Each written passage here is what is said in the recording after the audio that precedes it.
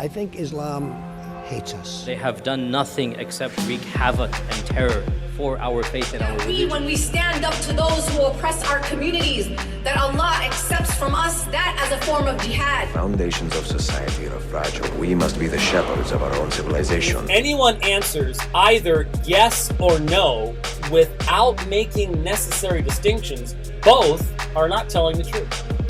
They're lying. Father, we pray that your word will become a hammer that breaks rocks into pieces. That you will raise up in this nation pulpits and prophets that will call the nation back to repentance. Will you distance yourself from those who think differently, or will you join us at the table and talk about what is really important?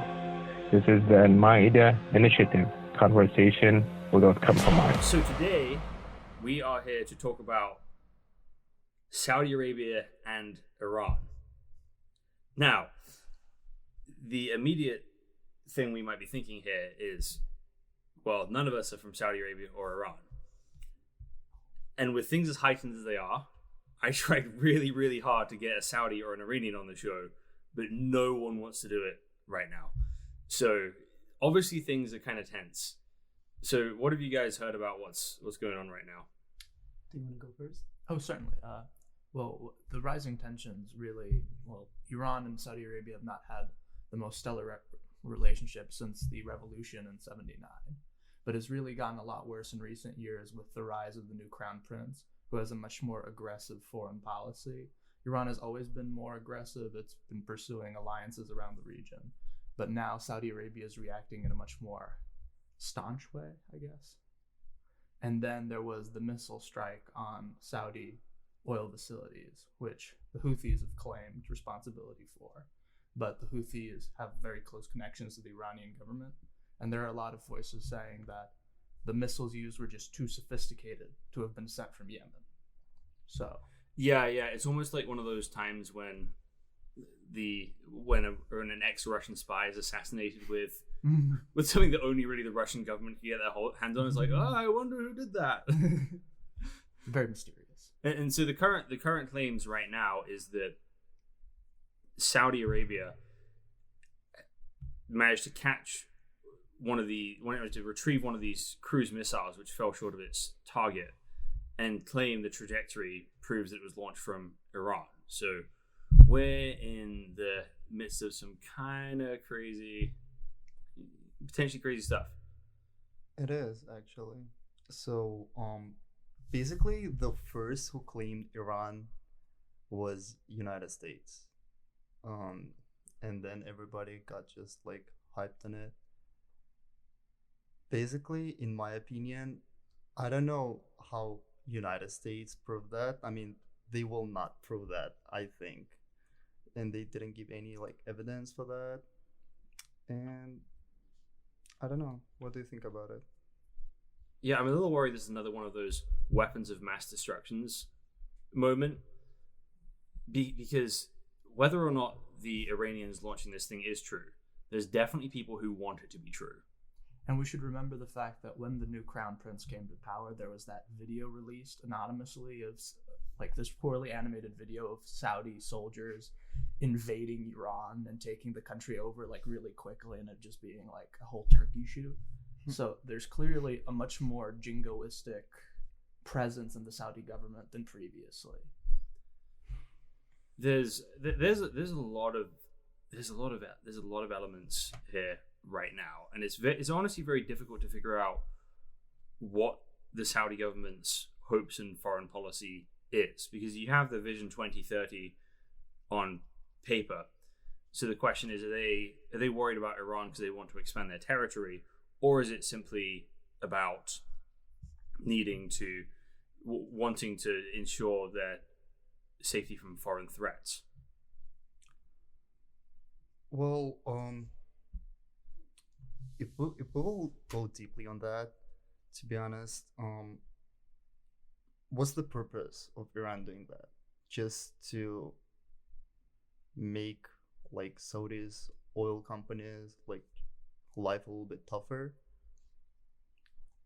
In my opinion, it should be like investigated first. And the one interesting thing that I like read today, which made me confused, that Iran's foreign minister Javad Zarif said that if U.S. military or Saudi military will strike on his country, which is Iran, they will go all out war.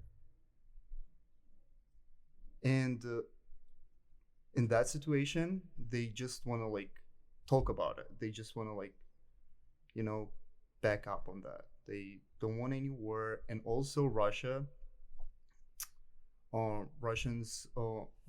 government said that they all need to talk on United Nations meeting, which is going to be pretty soon in New York. And Donald Trump and Iran's governor, who is coming to the meeting, will be like moved for the talk. It's hard to, so from a financial perspective, Mm-hmm. who do you think this benefits the most? In which way you asking that? In which you mean who benefits well, yes, oil got more expensive on market, especially on Asia. It got at about 10% more expensive. But after Donald Trump made sanctions against Iran, but not military strike, it got lower again for 2%. So, in my opinion, the win-win situation only for the people who trade oil as a stock, I would say, because nor Russia nor United States would win from that. Only Asia. So Iran obviously has sanctions. So the question becomes, is Iran right now being driven by an ideology that's making it do these things? Or is it a negotiating tactic to bring people to the table at some point?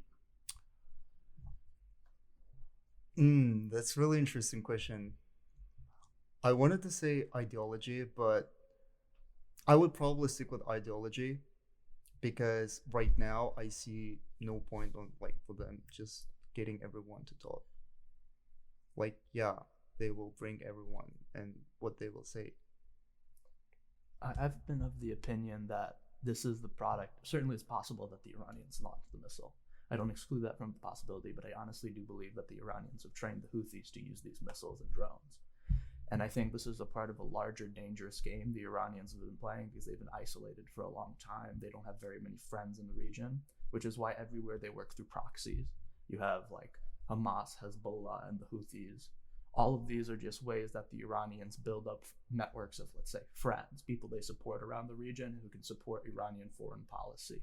The problem is that these proxies aren't directly controlled by Iran, especially the Houthis. The Houthis have a large layer of independence, and they're also part of a different Shia sect than the Iranians. So they assert their independence quite often. So once you give the tools into their hands, it's kind of out of your control what they do with it.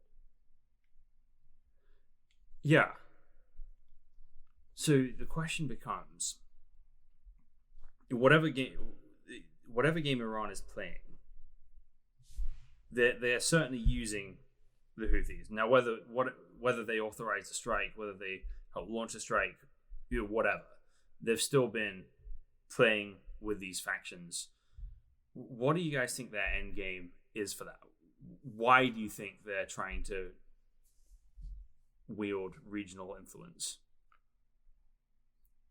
You're talking about Houthi or Iran? Iran. So, in my opinion, well, if it's real true and Iran made those attacks, the first thing that comes to my mind is getting attention, because yes, really, Iran doesn't have many friends, and by statistics, all North America, which is United States and Canada, and most percent of like biggest percent of Mexico, which is North Mexico, thinks that Iran is the most dangerous country in the world. I think they just trying to get attention. They trying to build up their strong economy, maybe, in the region. You know, let's be honest. Iran might be poor, but they have a lot of technologies. First of all, they have high quality of medicine. We even in Turkmenistan we have a joke that they have space program, but they don't have like street lights. Yeah, so in my opinion, is it might be for the country, but also it might be for religion as well. No, because they have kind of problems with that. But the other side is investigators are already like saying, they didn't prove it, but they're saying that for the Houthis it would be almost impossible to launch the drones, because all detectors and stuff like that will already find them, and which makes it even more difficult for Iran to say no, right? And also Iran in really bad situation right now, because France already saying that they think it's not healthy. They're not saying that it's Iran, but they're saying that it's not healthy. They're saying that we have to all come to the table and talk. Saudi governors already talking to the Germany about the problem. They want to bring up more aliens. And United Arab Emirates, they against Iran too, even though Houthi in war with United Arab Emirates and Saudi Arabia since 2015. No one believes that it was Houthi. No one believes that it was Yemen. No one. So let's go a little deeper here into the sort of underlying why this is here historically, and then what might be driving it now. So your thoughts on this are that it's not necessarily ideological. How ideological do you think this is? How disconnected from ideology do you think it is? So I think often when we talk about this in the media, we point to the fact that Saudi Arabia is Sunni and that Iran is Shia, and because of that there's some sort of necessary conflict there. I just don't think that's true. Just because of the fact that before 1979, relations between the Shahdom of Iran and the Kingdom of Saudi Arabia were relatively cordial. In fact, the main disagreement weren't over religious matters in the form of Shia Sunni. It was a disagreement over how secular Iran was becoming in that period. But yeah, it was relatively cordial. The fact is that Saudi Arabia is threatened by Iran, particularly because Iran represents a form of political Islamism, right? That is necessarily a democratic mass movement that eventually does lead to totalitarian systems, but it's something that's fundamentally threatening to a Wahhabist monarchy like Saudi Arabia. So they're both jockeying for position. Saudi Arabia is trying to maintain the status quo, and Iran is trying to undermine that status quo whenever they can. So I think another part of it is calling Saudi Arabia a Wahhabist monarchy. I think that's obviously it's historically true, because you have the pact between Abdul Wahhab and the House of Saud. But I think now the Saudi Arabia is trying to move more to a sort of UAE kind of direction rather than Wahhabism, because Vision 2030, there's a lot of very strong words against the Wahhabis coming from the Crown Prince right now. So he said that Saudi Arabia is going to be what it once was, a moderate Muslim country where people of all religions are welcome. We're not going to waste 30 years dealing with extremists. We're going to destroy them today. So I think that when someone like the Crown Prince of Saudi Arabia says something like that, there are elements within Saudi society, within the Muslim world, that recoil against that. And while MBS has been leaning away from how traditionally Muslim he wants to govern, President Erdogan of Turkey, I think, is trying to move further towards that and fill that void. So you've got these two dials. Saudi Arabia is becoming more secular. Iran's becoming more religious, and it's everybody's trying to compete for this spiritual leadership of the Muslim world that has been lacking for about 100 years at this point, since the fall of the Ottoman Empire. Sure. But I would point out that there's a big difference between the sort of political Islam that's represented by Wahhabism and the sort of political Islam that's represented by Erdogan, in the form that the one that Erdogan is representing is more of a mass movement, while Wahhabism is more traditionalist, monarchical. And I think, yes, MBS is trying to move in a new modernizing direction, but I think that's fundamentally dangerous to his position, just because Wahhabism has traditionally propped up the Saudi monarchy, and the Saudi monarchy acts with impunity. We've seen that recently with Jamal Khashoggi and other events. So it shows that I think he doesn't realize that once he opens a can of worms, it could end poorly for him. I think he does realize that. The way he talks, he kind of talks like the founder of a startup. He seems to realize that he has a limited amount of time to do what he wants to do in the country. Otherwise, it's all going to fall to ruins. That's why he's doing things as quickly as he can. He says his biggest fear is dying before he gets to see the vision completed. So I would read MBS as a guy who wants to do good, but has got to a place where the ends justify the means for that. We've got to do this. This is what the country needs. We have to do it in this short time frame. Otherwise, everything's going to fall apart. Therefore, anyone who stands against me is just going to get arrested, locked in a hotel, whatever. Very cushy prison. Yes, that's true.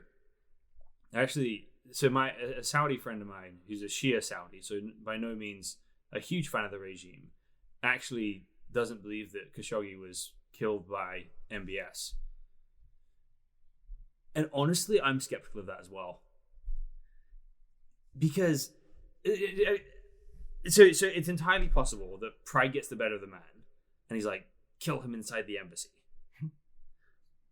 But I'm just saying, I could plan an assassination better than that.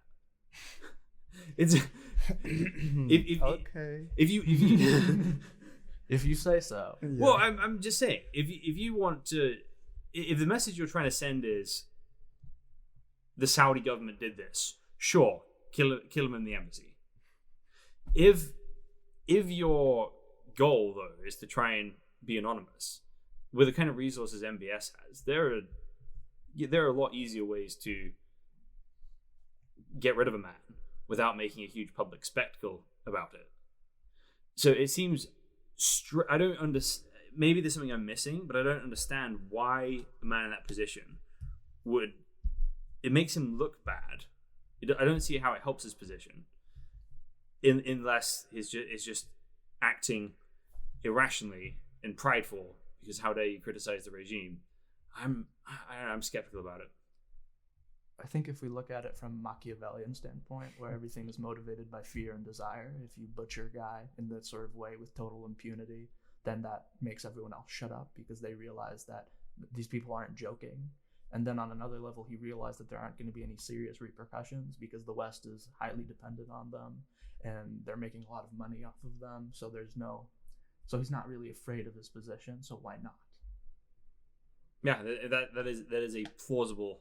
There's a plausible option, but it also doesn't help his place in it. It's a gamble. If that's what he was thinking, that is a gamble, and I'm not a Saudi dictator, so I don't know what's going on inside of his head. So talk about. So we're talking about Wahhabism. You're talking about Wahhabism, and the Saudi Wahhabism hasn't necessarily been a mass movement. Although, say in Egypt, it has been, because you have the Muslim Brotherhood there, and you have other movements in, say, Iraq and Syria, which have been more sort of mass movements. but those aren't necessarily Wahhabist in nature. They're usually defined as Islamist, right? Yeah. Because they're part of this democratic structure and they're not necessarily against modernization and some reforms. They just want a more visible presence of political Islamic ideals in everyday life. Yeah. But even with, say, the Muslim Brotherhood, you'd basically believe in Muslim democratic nation states, but that's still a sort of placeholder for this grand united Muslim world that would come eventually out of that. So Sayyid Qutb, it was the ideological founder of that, who saw this as kind of an acceptable stopgap to that. The guy who came to America and was terrified by dances. Yeah, that's the one. So it'll be interesting to see how it shakes out. What are you guys familiar with as far as the movement in Iran that's the regime that's propped up by the regime, the sort of ideology there? So, as far as I know about Iran, well, as technically my neighbor country, let's say it like this, their regime is pretty okay. I would call it like this, even though it's kind of aggressive towards other countries.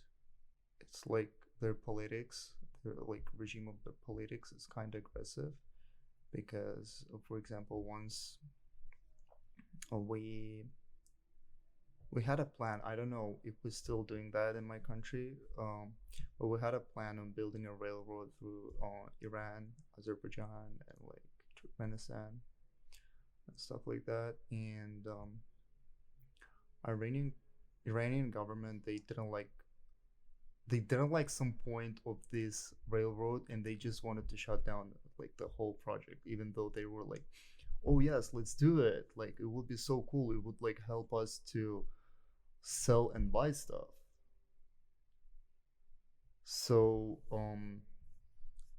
yes, that's their like politics, like regime. But about people in there, about like religion, regime, I would say it's getting a little bit more modern, a little bit, because nowadays like women in some parts of Iran can walk without like hijab and can walk without even like hiding their hair, so which is a huge progress in towards like modern world. I'm not saying in towards a religion, because religion stays religion how it was back in the days. But yes, of course they still have this crazy stuff like your daughter should like you should find a husband for your daughter when she's like 11 or 12 and stuff like that, which is really crazy. So I have no idea about the whole regime. It would be like kind of really huge discussion about it. So here's what I think is going on with some of these Iranian acts of aggression. I think what you have in revolutionary Iran is this: you have this popular movement to be free from the Shah, with plenty of American interventionism in there as well, for good measure. But then it's really taken over by this very specific brand of Shia Islam that exists within Iran. But there's always a difficulty with that, because often when you have an idea and you're not in power, it's very easy to say, okay, all our problems will be fixed once we're in power. So you vote for us, you put us in power, you support our coup d'etat, and everything's going to be good with your life. Simple. Mm-hmm. The problem is, real life happens, and you actually have to govern a country at that point. And once you're in power, once an idea is in power, it basically lost its momentum. because everybody's problems are not solved. So you then have to figure out, okay, what do we actually do? So if you're a regime that cannot fix everyone's problems, and you're now in power, you have to find other people to blame. So instead of actually dealing with your own problems and governing, you have to basically prop up enemies. You have to basically prop up enemies to say, okay, America's trying to destroy us, Saudi Arabia is trying to destroy us, and if you don't keep supporting us, if you don't comply, then the country is over and the West wins. But what they gonna say now? Well, like almost more than half of the world against them. What like people gonna question government? That's for sure. What they gonna say now, in your opinion? Well, I think that makes it easier for them, in my opinion, because the Iranian Revolution started with the phrase every day is Ashura, everywhere is Kabbalah.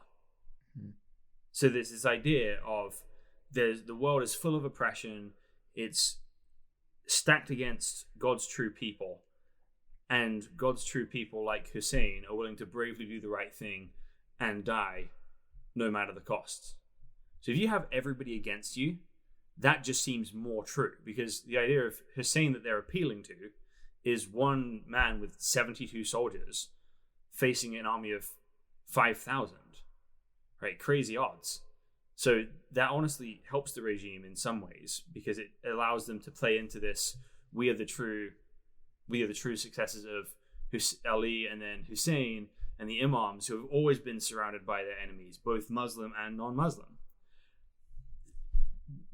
But if they don't have those enemies, their position starts to weaken, because I do not think Iran as a culture is a super ideologically driven culture at this point in history.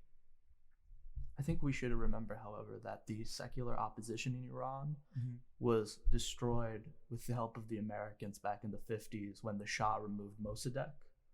And then most opposition to the Shah after that was Islamist in nature, varying degrees of Islamism.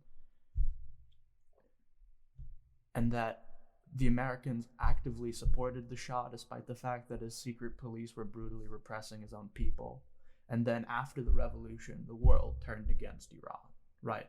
So Iran has never been in a position where it had a lot of friends around the region. Especially Saudi Arabia and the other monarchies in that region were very much threatened by the idea of the people toppling a monarchy. So this idea that they're antagonizing the world to prop up their own position, yeah, that might be part of the calculation right now, but they've always been antagonized to the world. Yes, right. And so it is worth noting very strongly that there can be some legitimate concerns. There's this great meme of a map of Iran that says, look at this act of aggression, look how close they put their country to all our military bases.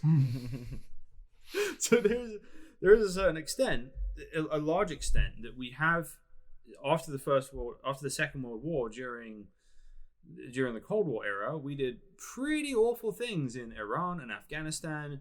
In this ends justify the means, we have to defeat the Soviets.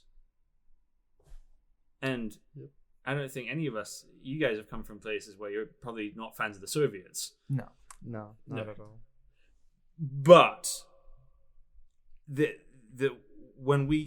the West, I think we got to a point of, okay, well, the ends justify the means. Therefore, we need people who are going to supply us oil from Iran, and the democratic government is not doing that. Let's back the Shah, so he'll keep shelling out to British Petroleum, and let's fund Osama bin Laden and the Mujahideen, so the Soviets will be drawn into war in Afghanistan.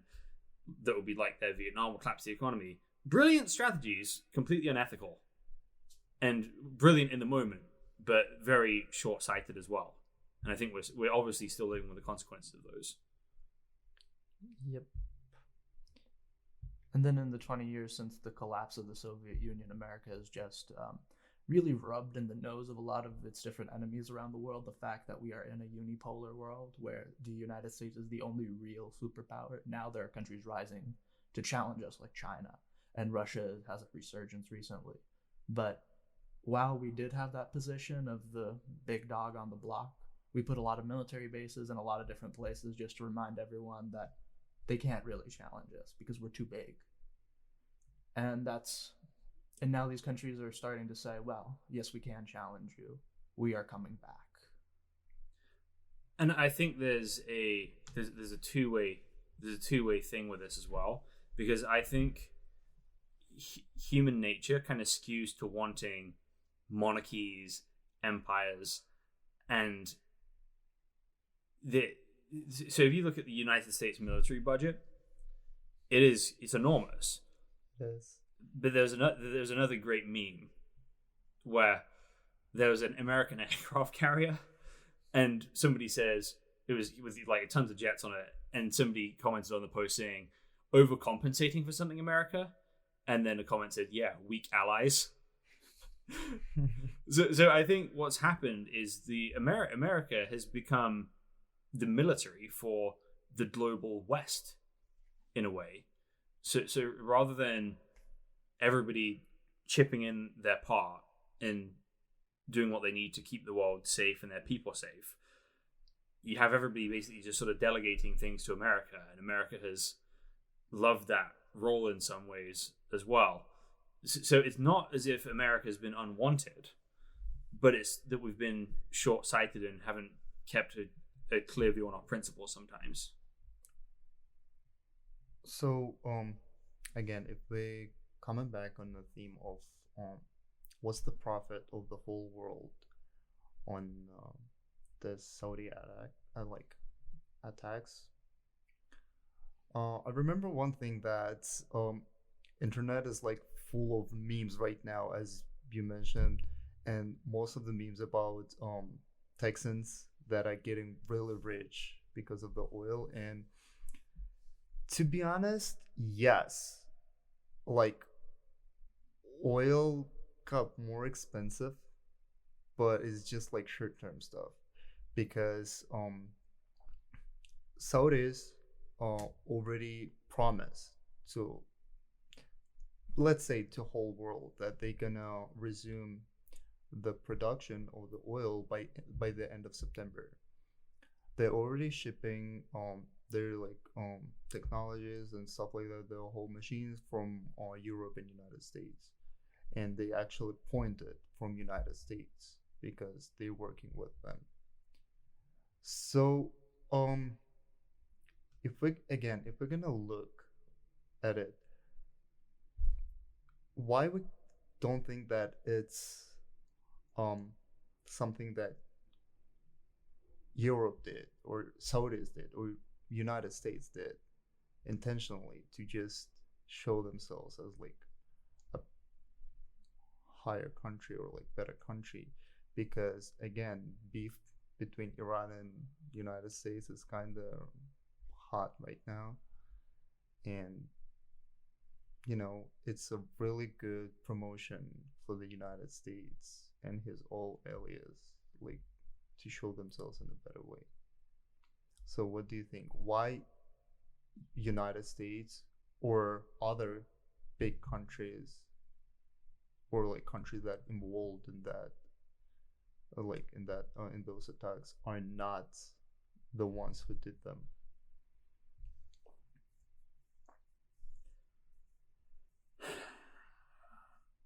Well, I think the sort of current politics in Washington, there are certainly people who want war. But I don't think the current administration as a whole wants war right now. Well, yes. But if we're gonna look at the words of current president, just Donald Trump, he hinted on the planning of attacks, like missile attacks on Iran, which made Iran kind of worried, and they I already mentioned that, but they already, like, after that, they already said if someone, which is United States or Saudis, gonna attack us, we're gonna start a war, basically. But it's also true that Donald Trump's messaging has, throughout his whole administration, been kind of speaking out of both sides of his mouth. He changes his position very rapidly. Exactly. He says a lot of different things. So he can't really take any statement of the administration too seriously, because we don't know if it's going to be like a 180-degree shift with the next statement. Yeah. As far as who benefits, I think everyone benefits to a certain extent from these attacks, which might be kind of cynical of me. But the Iranians benefit because it lets them flex their muscles. It shows that they have strengthened their positions in Iraq, Syria, and Yemen. So they're basically encircling Saudi Arabia at this point. And then the Saudi Arabians, it gives them an excuse to continue building up their military, something that they can take to their people, like, see, we have real threats, we need to continue to build up. It gives the Americans an excuse to continue funneling money into the military because they have these real threats. And that allows a bunch of weapons manufacturers to continue making huge money off of all of the weapons that are being bought. Fair.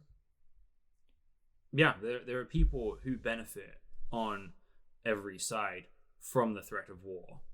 I think there's specific people that profit from the threat of war. I really do believe peace is more prosperous. The more trade and friendship we can make with countries, the better off we all are. Unfortunately, there's all sorts of ideologies and interests that get in the way of that. Well, just because something is beneficial for all of us in some degree doesn't mean that the opposite might not be even more beneficial for a small group of people. Yeah. And usually that small group of people has bigger muscles to flex. Well, I think that is true, but I think they flex their muscles more. Because I think there's actually a very important shift that happened in US politics, that in the 1950s, after the Second World War, you got a stream of Christian thought, which is politics is Satan's realm, and we have to do everything we can to stay out of it, and we just give that over to Satan, hasten the end of the world. And I think Christians have just left politics alone for a while, and we don't even think about these things anymore. We don't think about what a nation should be. When is the right time to deploy a military? What kind of relationship we should have with our enemies on a political level? All of these things that the church used to think about, that we don't think about anymore. So that we have occasional gut reactions to things like, oh, that's bad, or that's not great, or uh-oh, without any long-term play. Whereas people such as weapons manufacturers and ideologues have a longer playbook than we do typically, and I think that's hurt the world if we refuse to engage in that. I think that's certainly true to a certain extent. But I think that Christians have focused in the last few decades, in this country particularly, on certain social issues without asking larger questions of the moral implications of other parts of our government and society. And that's where the big falling through has happened. Yeah, absolutely. And I think those social issues were important to focus on, but not at the expense of everything else. So you kind of have this. I remember myself. I can't just stand back and criticize everyone else for this. I remember sitting through the Afghanistan invasion and the Iraq invasion and feeling this sense of righteous pride in my country that we were going in and fixing these situations. I was very interventionalist until I really started to get to the point where I started trying to examine all of my politics according to the Bible, and it transformed things a great deal for me. I'm not a pacifist by any means, but a lot of what we've done in the world, I think, especially since the Second World War, I would say at the end of the Second World War, America's foreign policy was fantastic. They signed the Atlantic Charter, which guaranteed countries of both the former Nazi-occupied countries and the British and French territories, self-determination. That people should be able to choose who governs them, and they should be able to live the way they want to live without foreign powers ruling them. That is wonderful. I think that's biblical. The Bible is pro-nations and it's anti-kingdoms. It does not... There's so many warnings against centralized power. There's so many warnings against empire. And the kingdom of God in the book of Daniel breaks apart all the kingdoms of the world and smashes them to pieces and blesses every single nation in the world. And I think when we had a foreign policy that looked like that, that was wonderful. But the more like an empire we become, the more damage we're going to do in the long run.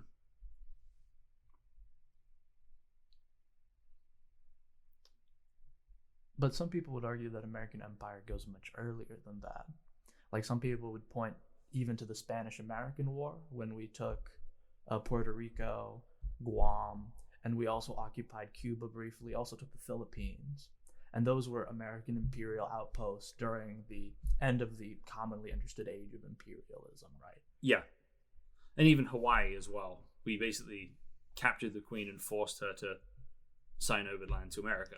Precisely. So at that point, we were more of an inward-looking empire, where we focused mostly on our internal questions, and we didn't get involved in the great wars of imperialism until the very end, of course, where we could like scoop up all the spoils and not actually do much of the fighting. But I think the history of American empire goes back much earlier, and that really World War II was, in a way, a movement in an opposite direction, just to move back into the traditional direction of American politics, which was asserting American influence around the world. Yeah, I think there's always multiple streams within a society. And I think it's important to remember that no society is monolithic, because there's always... So the British Empire both massively propelled slavery around the world and then eventually eliminated it as well. So, but this stream of self-determination and of nation states does have it has a roots right back to the Protestant Reformation that have sometimes been lived out consistently and sometimes very inconsistently. So it consistently holds peace in Europe for a while, and then the European nations start making empires elsewhere. It's like they don't apply the same rules to everyone else that they apply to themselves. It's this inconsistency and hypocrisy, and there's times where that hypocrisy is pushed against, and there's times that it's ignored. I would certainly agree that the idea of the state goes back to the Protestant Reformation, but the idea of tying a state to a nation feels like a much more modern concept, just because a lot of the states that emerged after the Treaty of Westphalia, which is traditionally considered the beginning of the modern idea of statehood, were just princedoms where the prince got to choose what religion was practiced by the public. When it really got tied to the nation, I would say would be with Napoleon and the idea that I am emperor of the French, not emperor of France, that my rule isn't tied to a geographic idea, but rather to a national idea. And then that got really extended to all European peoples after World War I. Well, but I think it goes back, the principle, though. Think about Deuteronomy and Joshua. How is the nation of Israel defined? What defines what it meant to be an Israelite back in those days? It's territory, it's people, and it's law.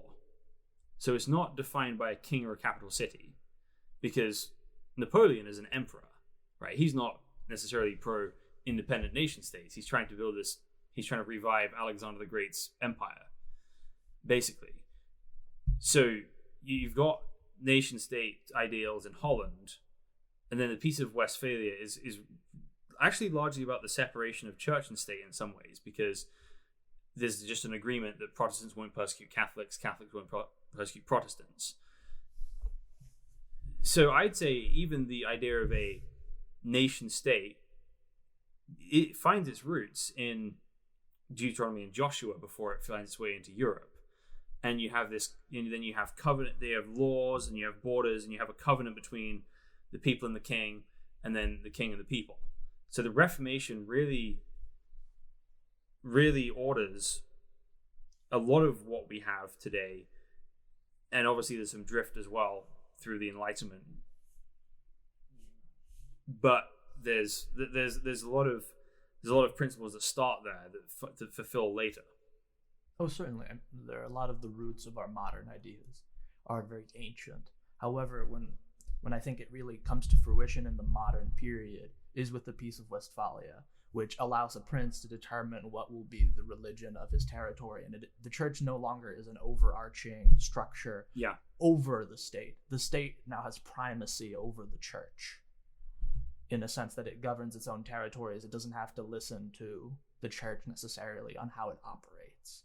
And then when I was talking about Napoleon is complex because, yes, he's trying to build this empire across Europe, but he's also freeing peoples who had been under the domination of other empires and giving them states as long as they're subservient to the French state. Yes. So he's simultaneously fulfilling the ideals of the French Revolution while also denying them in the spectacular way. And honestly, that's always the way empires work, right? That's what Rome is claiming as well. It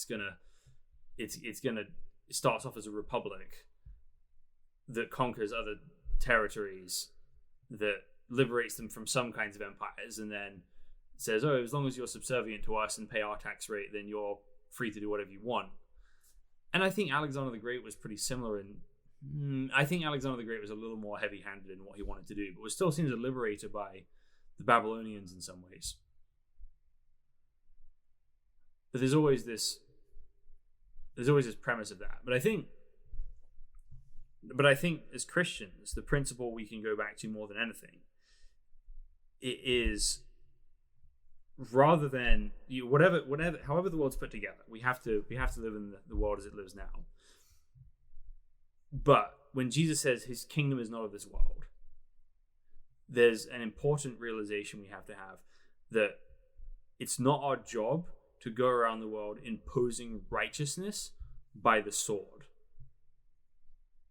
That the way the world gets changed for the better is through the spreading of God's kingdom, which doesn't have national borders, which doesn't take the side of England or America or Iraq or Iran or Saudi Arabia, but it transcends national borders, that spreads through persuasion, through individuals, through the transformation of a lot of individuals over time, which then reshapes the cultures they're in.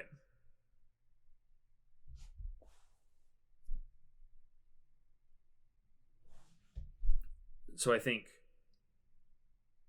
what we have to be thinking about is three guys living in Seattle. What the heck can we do about Iran and Saudi Arabia? First of all, talk about it. Spread the word.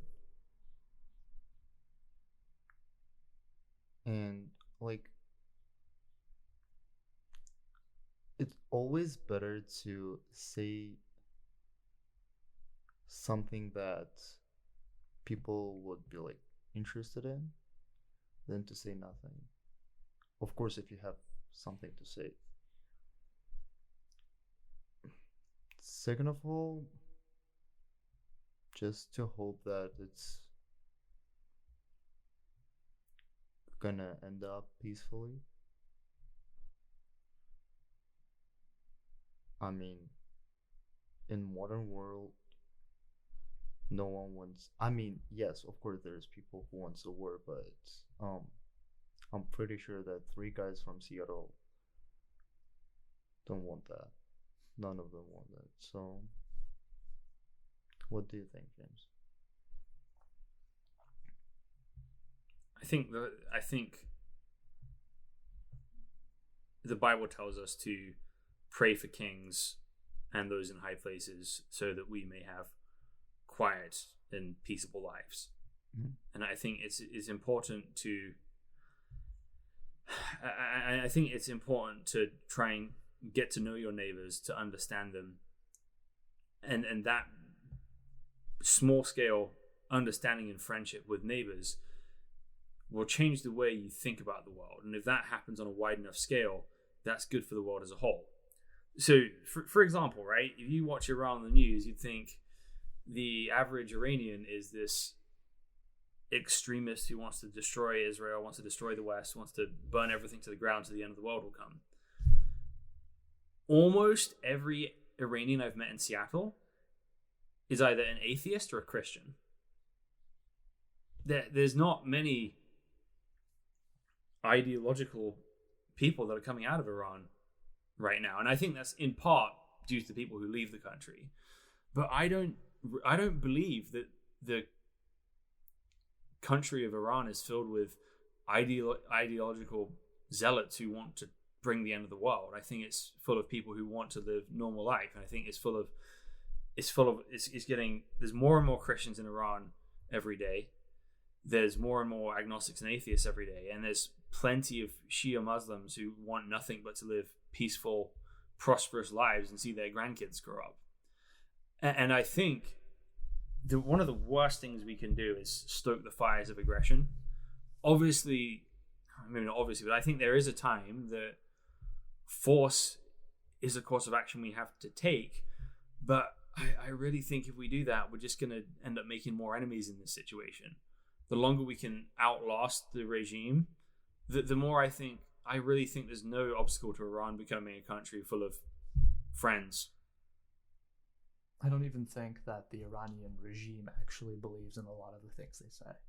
I think that this is just a cynical power play that a lot of them are so deep in that they can't really backtrack at this point, because this is the source of their power, and just to maintain their economic and political position, they're willing to continue spouting things that neither they believe nor the majority of their people believe.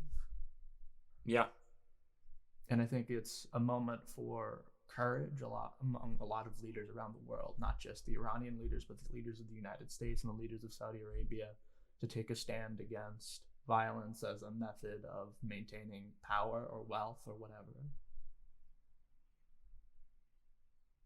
Yes, there's a lot of opportunities for this to go wrong.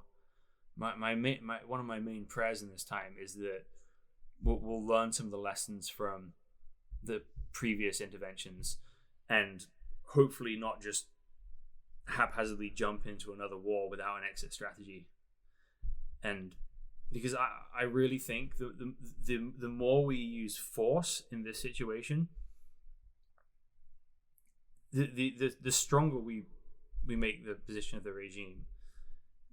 And you don't want to turn them into martyrs. I think this will naturally melt away by itself to some extent if it's outlasted for long enough. Well, let's be honest. The most media's already forgot about the attacks.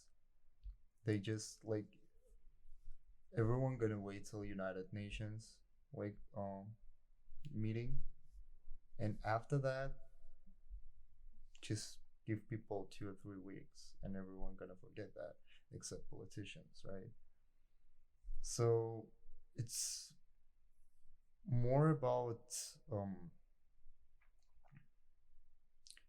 I'm pretty sure that in the United Nations meeting, no one will give an proof or evidence that Iran attacked them, and it's gonna end up just with nothing, just with peaceful nothing. Let's call it like this, and everyone gonna forget that. I'm pretty sure if the United States not gonna push that situation further, because Saudi Arabia not gonna push that. Saudi Arabia gonna do their own investigations and stuff like that, but the main player right now in this situation is, I would say, United Arab Emirates, but no. Saudi Arabia, probably, but the main player is United States. And honestly, United Nations will not do anything after the meeting if Iran will prove they're that they didn't do anything. And if only United States not gonna push that further, as you already mentioned that former President Donald Trump, he has like a really changing opinion on everything, and example for that with Kim Jong-un. Yeah. Like they had really a funny, I would say, beef on Twitter. Well, Kim Jong-un doesn't use that, but yeah, and what it's end up being, they just became like kind of friends. Donald Trump became the first president of United States who crossed the border to North Korea. Who both crossed the border and made a formal bromance with its leader. Exactly. So, and election is coming soon. So it's really interesting situation right now. And I'm pretty sure that war is not gonna happen if some of the big dogs, let's call them like this, will not throw anything tricky. Well, it seems that enough restraint has been shown at this point that it probably won't turn into a full-scale war. Probably. Well, there already is a full-scale war going on in Yemen, which we don't talk about a lot. The country is getting annihilated every single day. But because it's not like, it's just a proxy war, a lot of Americans don't care about it, but it's like an ongoing human tragedy. As far as a war with Iran, I think that our elites understand, just based on the evidence from the Iran-Iraq war, which lasted 8 years from 1980 to 1988, one of the bloodiest wars in the history of the Middle East, just a total catastrophe. They realized that Iraq was not a cakewalk. No. And Iran would make Iraq look like a cakewalk, just based on the massive scale of like human tragedy if we actually went to war with Iran. As far as the question of us learning our lesson, we should have learned our lesson certainly after Vietnam, perhaps even after Korea. That interventionist war usually doesn't go as well as you intended and usually costs a lot more than you thought it would originally, both in terms of human cost, like tragedy of the people on the ground, and then also financially. But we keep doing it for some reason. We just repeat ourselves over and over again. And I guess that leads to the tragic line that the only thing we learn from history is that no one learns from history. I actually think what we idealize is actually a really important part of that.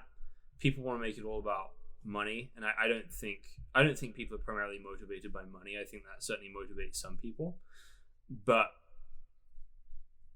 if you think about all the presidents that we've had in the last, say, 30 years, all of them grew up in the post-Second World War generation. And the World War II generation is called the Greatest Generation. Well, what does it mean to be called the Greatest Generation? Well, it means that evil men were doing something overseas, and America went over, helped their allies, restored the countries that were attacking to good positions. I mean, Germany and Japan prospered under US intervention, and then peace was brought to the world. So you have so that's your idea of what greatness is. Well, you want to be a great man. So what does greatness look like? Well, greatness is supposed to look like rescuing the poor, oppressed people under some crazy regime and saving our allies and bringing order to the world through military force. And I think that is actually a really powerful driver for wars. And the problem is you paint the Second World War onto every era in history, and it's not the case. Iraq was not Nazi Germany. Afghanistan was not Imperial Japan. There were different circumstances and people trying to live up to that. Because war, I think, is glorious for us sometimes. It feels righteous. It feels amazing. It feels... Obviously, there's horror to it as well, but there's also a certain sense of honor that comes from it as well that's powerful in people's imaginations. And I think that drives a lot of people to war. And it's not just in America. Every culture has its warriors idealized to some extent. And I think without a realistic example of how to get past that, then you're going to keep going to war. And I think Jesus is the solution for that, because greatness in the kingdom of God is not by going in. Jesus does not come defeat his enemies by subjugating them. He lays down his life for his friends and some who are his enemies and rescues them through service. And if that's our idea of what greatness looks like, then there might still be a time we go to war, unfortunately, because that's the world we live in. But I think it will make us a lot less hungry for it as well. And also, we have had wars since World War II, which were limited in scale and successful, and I think those examples aren't pointed to as often in our society. The first Gulf War, when we liberated Kuwait from Iraqi occupation, was generally supported by most of the figures in the region. It was highly successful. Yep.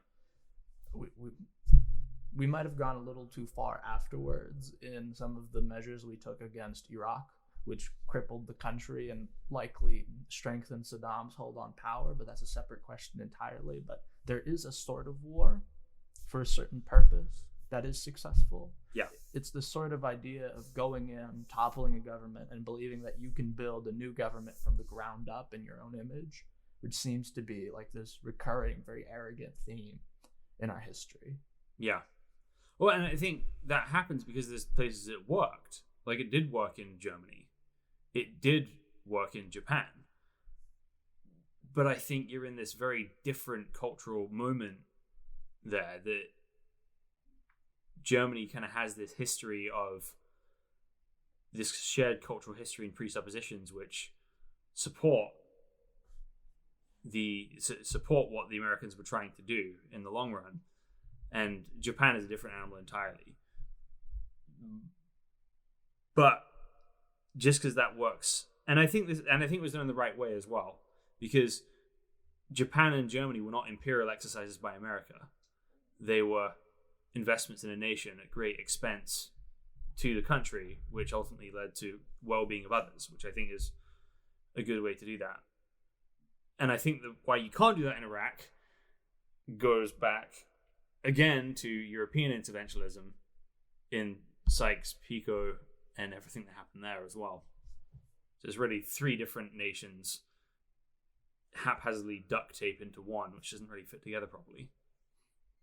I don't necessarily agree with the idea that people like that a country made up of Sunni Arabs, Shia Arabs, and Kurds cannot coexist together.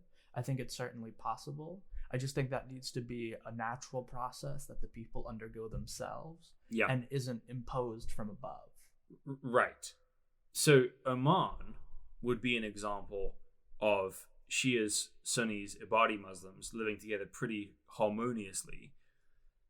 But you do have a prevailing idea there. The Ibadi idea is that it doesn't really matter who's ruling people, as long as they're leading well, then it's okay.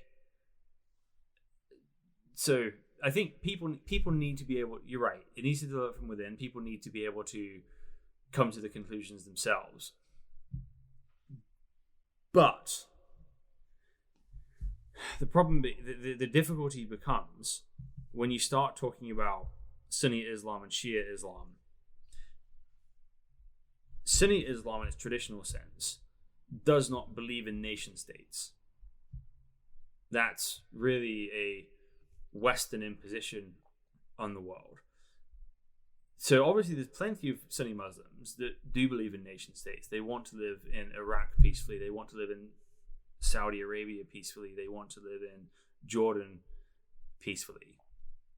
But there's also people that want more, that want to have all Muslims in the world under a single government somewhere. And that's still prevalent enough in people's popular imagination that it's a force that every Middle Eastern leader has to be aware of. And they all try and play to that in the kind of leader they are. They all try and be the ultimate religious leader, the ultimate political leader, the ultimate civil leader, and try and like the guy who's got it all together, which is ultimately bad for the cultures. But they do have to respond to that. Certainly, and there's the Islamist influence, but then also there's the Pan-Arabist influence, which are two separate, right? Because one of them has a much grander and one of them a more ethnic view, and those are views that have to be counteracted. But there are diverging interest groups within our own society that might want, well, within a lot of societies, especially in Europe, where there are still different ethnic tensions, religious tensions that carry over from earlier ages. But I don't think that's so great a barrier that it can't be overcome in creating a society where people live peacefully with one another. I think there is a road moving forward. I just think that this imposition has been the problem. Yeah. That it hasn't been able for society to naturally develop the institutions and cultural norms in order to function. And so this is where I think we really can help. That if we make befriending people from other cultures a normal part of our lives, that we have conversations about these things, that but not coercing people, that if we can have friends that want to live under specific versions of Sharia law without saying, oh no, we can't be friends with you if you do that, but to be able to keep this conversation open so that we can actually keep trying to persuade each other of how the world works best, rather than trying to impose everything on other people. Fair. So let's keep the conversation going. Guys, thank you so much for joining me on this show today. And thank you guys for listening to the Al Maida Initiative podcast. We'll be back next week with another episode.